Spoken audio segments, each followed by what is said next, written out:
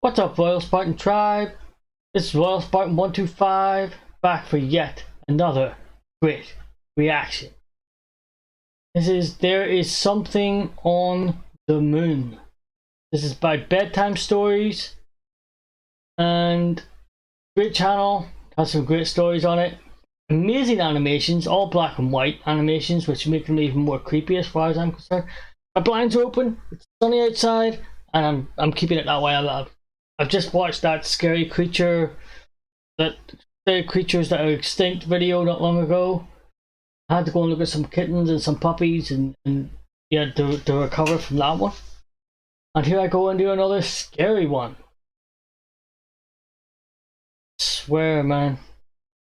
You may notice that little orange kind of thing below me here. I keep forgetting to change it from blue to orange every time I watch scary stuff. So this time I remembered. So that's good.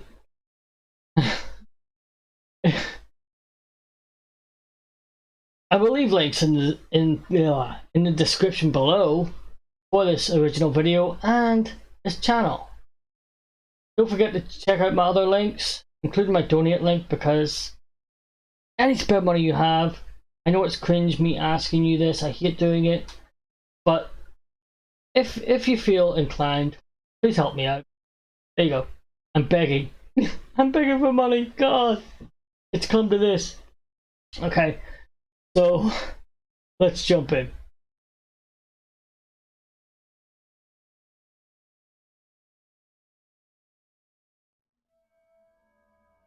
It has been nearly 50 years since the last human being set foot upon the lunar surface. Were budget constraints really the driving force behind this decision, or was it something far more sinister? If the accounts of certain whistleblowers are to be believed, then it might just be that there is something on the moon.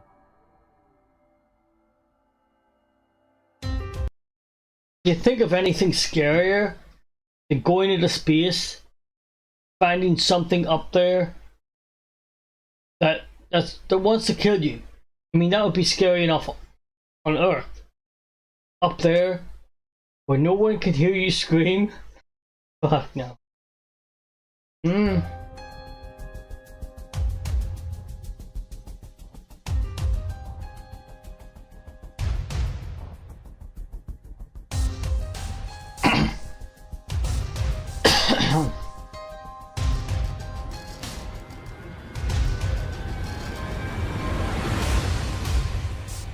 I recommend you don't watch these stories at bedtime either. Far too scary and creepy.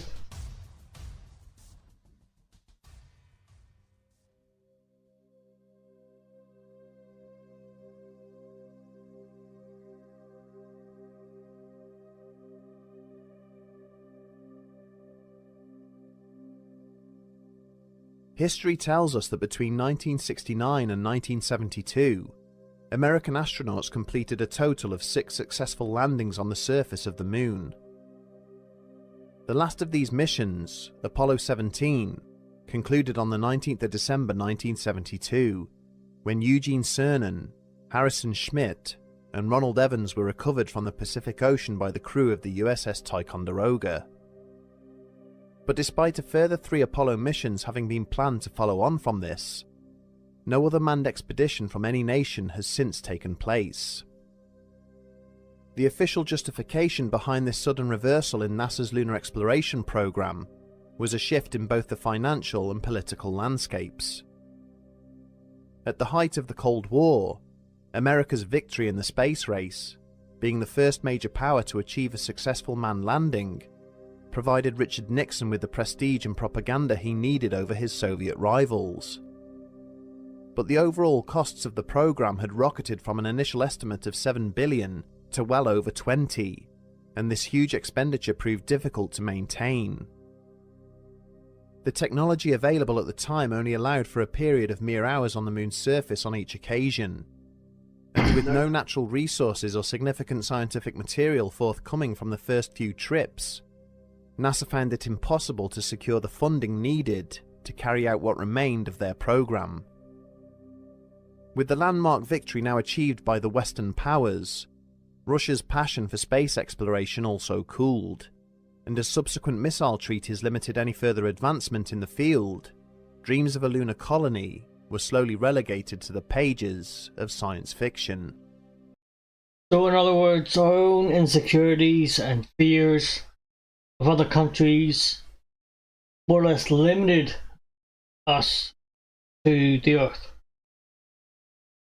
They put restrictions on rockets and things and made it impossible for them to make them better. That's stupid. I mean, I get it. I get the fear. I get the anxiety of somebody building a weapon so bad that you know. But you've just pretty much limited us to this planet, to this very small planet. And you take it, there's overpopulation is a problem right now in certain countries. Soon it'll be the entire planet. And we need to find a way, somewhere to go. If it's the moon, fine. Put a colony on the moon, on Mars, find another planet somehow, and develop some kind of hyperdrive to get there or whatever. Or sleep chambers. It's the only way we're going to survive. In the decades that followed, an intermittent stream of probes and robotic landers from nations such as India, China, and the USA have all been dispatched to different regions of our nearest heavenly body. The majority of these have ultimately ended up crashing into the lunar surface, either due to technical failure or after fulfilling their purpose. And yet despite all of these expeditions, we know little more about the moon than we did at the start of the 1970s. Throughout the years that have passed since the sudden conclusion of the Apollo program, there have been several reports that the crews involved encountered more than just rock and dust. Stories of strange tracks observed on the ground near landing zones, mysterious objects seen floating in the sky, and imposing alien structures glimpsed way off in the distance have all emerged. In some cases, these claims are supported by poor quality and grainy photographs. In others, audio files that have either been erased or edited are offered up as evidence of a conspiracy. Throughout all these stories, there is, however, a common thread. The moon may already be home to existing residents, inhabitants who do not appreciate unwanted intrusions. In 2015, an article began to circulate on Reddit, purporting to be from a British psychologist who had viewed confidential reports divulging that further moon landings had taken place since Apollo 17, and detailing exactly what had happened to them. And whilst there are many aspects of this alleged testimony that are either impossible to verify or comfortably easy to debunk, there are elements of it which commentators claim add credence to similar tales surrounding NASA's official landings. The anonymous source claimed that the astronauts of Apollo 17 had not travelled far from their landing site when they came across the shattered remains of another landing craft. In addition to the severely damaged vehicle itself were the bodies of a number of cosmonauts, all of which appeared to be Soviet in origin. But it was not the unexpected appearance of this debris field that most shocked the astronauts, more that all of the wounds and damage inflicted upon the victims seemed to have been caused by a physical assault of some kind, rather than any form of decompression or collision impact. I take it back. We need to stay here. We need to stay on the Earth. The idea of bringing something back to Earth that could pretty much wipe us out is terrifying as well. Whether it be a creature that would multiply and become more, or a virus. I never really thought about what I was saying before. We need to be extra careful. The hull of the Russian spacecraft had been repeatedly torn and punctured by an unknown source, with the glass faceplates on the helmets of the dead cosmonauts all smashed in an identical fashion. The American crew had immediately returned to their lander and requested permission to lift off again. Yeah. only to be told that they had to remain on the ground for several more hours due to technical issues. What? During this time, they sent increasingly panicked radio transmissions, claiming they could see shadowy figures moving around on the hills outside, gradually making their way closer to the module. This psychologist detailed that there was a joint British and Russian mission to return to the crash site in 1989, and that he had been asked to assist with debriefing the crew of this expedition when it returned home. The Russian lander successfully arrived in the vicinity of Apollo 17's landing zone in December of 1990, only for the crew to be attacked by unknown entities. This attack was watched in disbelief by their controllers at the Okhotsk launch site, before all contact with them was lost.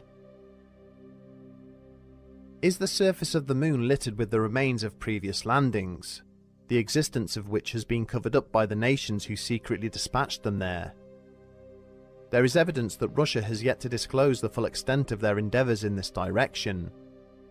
Personnel records of cosmonauts involved in the program were allegedly altered to hide the deaths of pilots involved in failed missions, and amateur radio enthusiasts claim to have monitored desperate transmissions from dying cosmonauts whose craft malfunctioned in orbit. Whilst orbiting the moon during May of 1969, Apollo 10 crew members Gene Cernan and John Young reported that they could hear strange noises emanating from the surface below.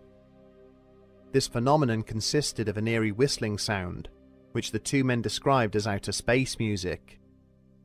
Their controllers were at a loss to explain what the astronauts were hearing, and it is only in later years that the incident has been attributed to feedback generated between VHF transmitters situated in different parts of their spacecraft. Who believes that? Who believes that story?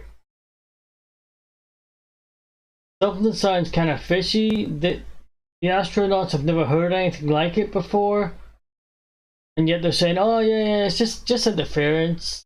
It's just interference. I don't know. Another strange tale surfaced after the conclusion of the Apollo 15 mission in July of 1971.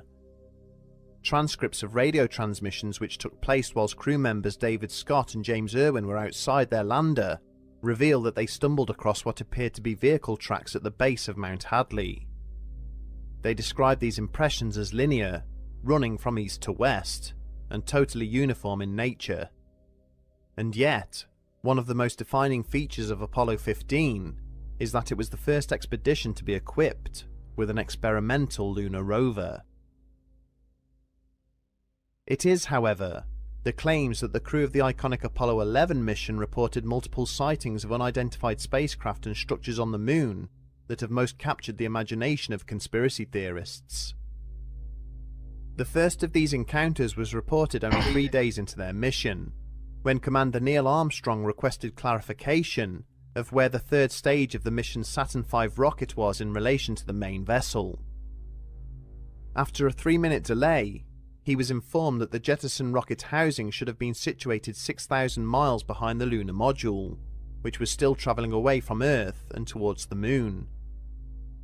Armstrong's subsequent reply to this information would create a ripple of confusion and uncertainty amongst the mission controllers. He had been notified by colleague Buzz Aldrin that something was travelling on a parallel course alongside their ship. Armstrong described the object as metallic, shaped like a cylinder, with what appeared to be a light source emanating from one end. After he had lost sight of the mysterious object, he had again asked NASA for clarification, and was informed it was possibly a loose piece of metal panelling, which may have been blown clear of the main booster. Who's believing that? Really? Who's believing it? Just sounds like a lot of excuses to me. I mean, yeah, okay, yeah, that could be what it is, but where's the light coming from? So there was a light at one end. Where's that coming from? An even more disturbing radio conversation is believed to have taken place between Armstrong and the Houston Control Center in the immediate aftermath of his arrival on the moon. During a 2-minute period, where transmissions between the mission and its controllers had apparently failed, it is alleged that Armstrong had continued to transmit on a secondary radio channel, designed to monitor the health and welfare of the astronauts. Although not heard by the general public, it is claimed that transcripts from this channel show that Armstrong reported he could see metallic objects at the edge of a nearby crater. He described buildings that led down under the moon's surface, and what appeared to be metallic vehicles parked up in lines outside these constructs. Although he supposedly took many pictures with his chest-mounted camera, these images have never been published. As he was ordered to withdraw to the lander, he was then asked if he had managed to deploy the scientific equipment he had been tasked with. He replied that he had, but was concerned that the occupants of the craft he had seen were observing him and would easily remove the items he had just positioned. In the years since the Apollo 11 mission, a number of witnesses have come forward, claiming that when they had challenged Armstrong on the sighting in private, he had freely admitted it to them, on the grounds that they did not record the conversation. He is alleged to have expressed great apprehension and fear about the craft he encountered, believing that they were trying to actively warn humans away from any further exploration of the moon. But why? The deaths of two prominent ufologists in October of 2018 have recently generated a great deal of speculation within the media. Although apparently unrelated, both men were former members of the United States military and had risen to prominence on the basis of allegations they had made regarding NASA and how it had concealed evidence of extraterrestrial life on the surface of the moon. Bob Dean had served as a sergeant major in the US Army and had spent the majority of the 1960s stationed at various military facilities on the European mainland. During this time, he claimed that NASA had secretly destroyed up to 40 rolls of film which had been shot by the astronauts of the Apollo 11 mission. So underhand were the tactics allegedly deployed by the space agency, Dean often joked that the acronym secretly stood for Never a Straight Answer. In addition to this claim, Dean also stated that during his time in the army, he had read a top-secret dossier which evaluated the potential threat to humanity by extraterrestrial invaders. This document contained photographs of a number of downed alien spacecraft, and the findings from the autopsies which had later taken place on their pilots. Within a week of Dean's death at his home in Tucson on October the 11th, authorities in Lansing, New York, were called to the scene of a fatal traffic accident. A 74-year-old cyclist named Carl Wolf had been crushed to death when he had been hit by a tractor. Not only was Wolf a former US Air Force sergeant, but he was also a whistleblower who claimed to have seen terrifying evidence proving there were indeed aliens on the moon. Is that just a coincidence? Both these men died around the same time? Or is it conspiracy? Were they murdered? I don't know. In 1965, Wolf had been stationed at Langley Air Force Base in Virginia, specializing as an electronics technician.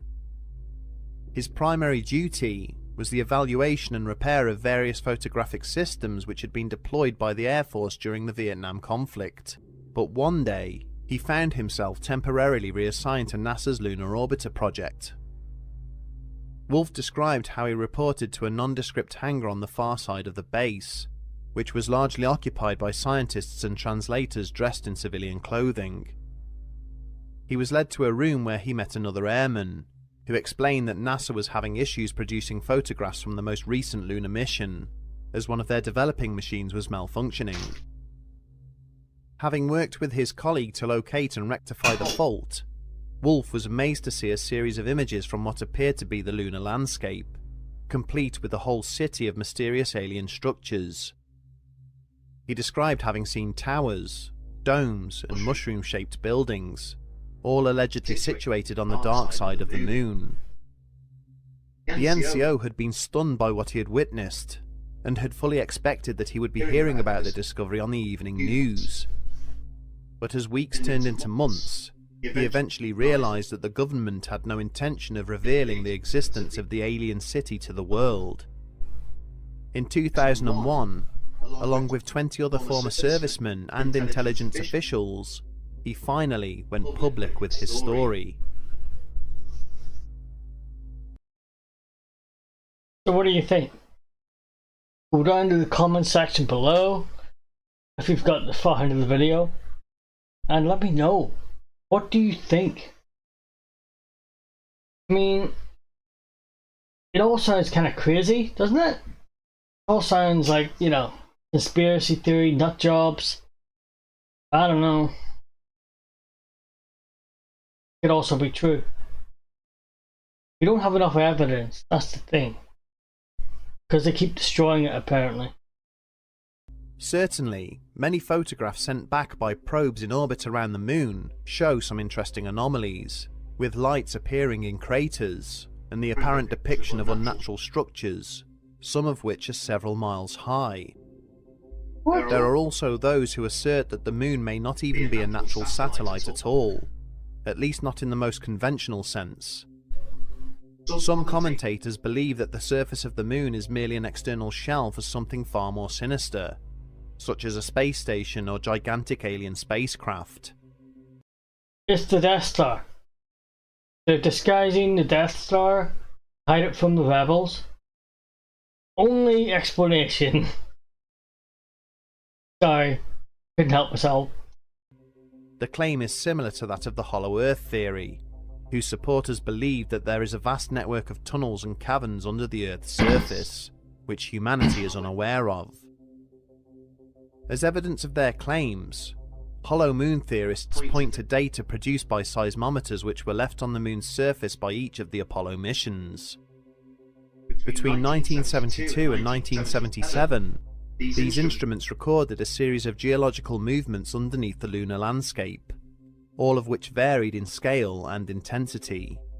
What the hell is that? During the Apollo 12 mission, the decision was made to deliberately crash the ascent stage of the crew's lunar module back onto the surface. In the aftermath of this, monitoring stations back on Earth recorded a strange reverberation that continued for an hour. Apparently, the moon rang like a bell. What? For subscribers of the hollow moon theory, this is evidence of vibrations echoing around huge spaces, buried beneath the thin layer of rock and dust we see. As we sift through the various stories that have emerged from the Apollo program, it is ostensible that there may well have been events and occurrences on the moon's surface which defy conventional explanation. In some of these cases, NASA has provided varying degrees of justification. In others, either by action or inaction, they have allowed evidence which might have assisted in divining the truth to be destroyed. In reality, the physical and mental stress produced during the lunar missions may be a factor, and could have affected the psychology of those involved. In the large number of reported incidents, the experiences of the astronauts can easily be attributed to optical illusions and the unforeseen failure of the equipment and material they were utilizing. And yet, the public imagination continues to be captured by stories of sinister lunar residents. Perhaps there is indeed some truth behind the rumors, and in the decades to come, we will discover that we do indeed have celestial neighbors we were previously unaware of. And if that is the case, we can only hope they do not object to sharing this little corner of the galaxy with the human race.